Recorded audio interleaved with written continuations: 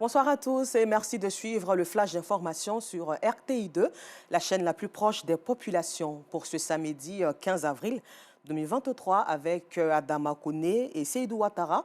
Dans notre rubrique Escale 225, nous irons à la découverte du musée des civilisations de Côte d'Ivoire où il y a assez de merveilles riches et variées, estimé à plus de 15 000 pièces authentiques issues de toutes les régions de la Côte d'Ivoire, des types ethnographiques, archéologiques et iconographiques.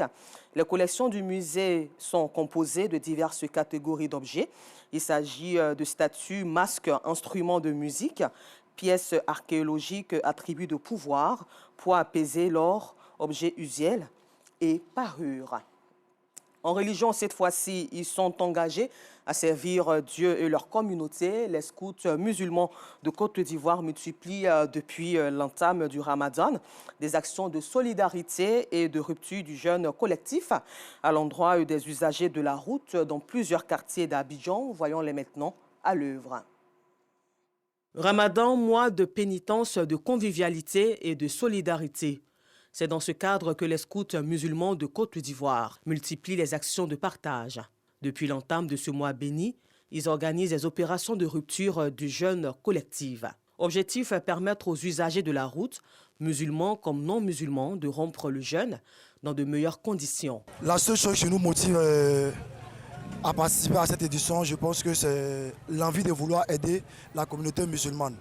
Déjà, je pense que c'est une très belle initiative. Quant aux organisateurs, ces bénévoles engagés pour la cause d'Allah laissent entrevoir une immense joie, celle de servir Dieu et sa communauté. L'islam d'abord nous recommande de partager. Le prophète nous a recommandé cela. Salam. Voilà, donc c'est vraiment très important pour nous de suivre les traces du prophète pour avoir aussi les mérites. À l'instar des scouts de Koumassi, ceux de Yopougon ont aussi décidé de faire parler le cœur en offrant des kits de rupture aux jeûneurs. Bon, ce sont les sentiments de joie, parce que c'est ça l'islam, c'est ce qu'on a besoin, et comme ça la paix va revenir au pays. Vraiment, c'est une initiative à saluer. Les scouts musulmans de Côte d'Ivoire sont engagés à respecter l'un des vœux chers du mouvement, à savoir le service à la communauté durant ce mois béni de Ramadan. Et ils ont fait de l'artisanat, de la peinture et sculpture leur passion. Tingueri et Abdoulaye sont deux jeunes artistes ivoiriens qui valorisent la culture africaine à travers leur art. Installés à leur propre compte, ces métiers leur permettent aujourd'hui d'être indépendants. À l'occasion donc de la Journée mondiale de l'art célébrée chaque 15 avril, notre équipe de reportage est allée à la rencontre de ces jeunes pétris de talent afin de promouvoir le développement, la diffusion et surtout la jouissance de l'art en Côte d'Ivoire. Et vous les verrez ce soir dans notre 19h30. Hors de chez nous, la guerre est déclarée entre les deux armées du Soudan depuis 9h30 ce matin. Les combats ont lieu autour des sites stratégiques de la capitale avec des tirs nourris ininterrompus à l'arme légère et lourde.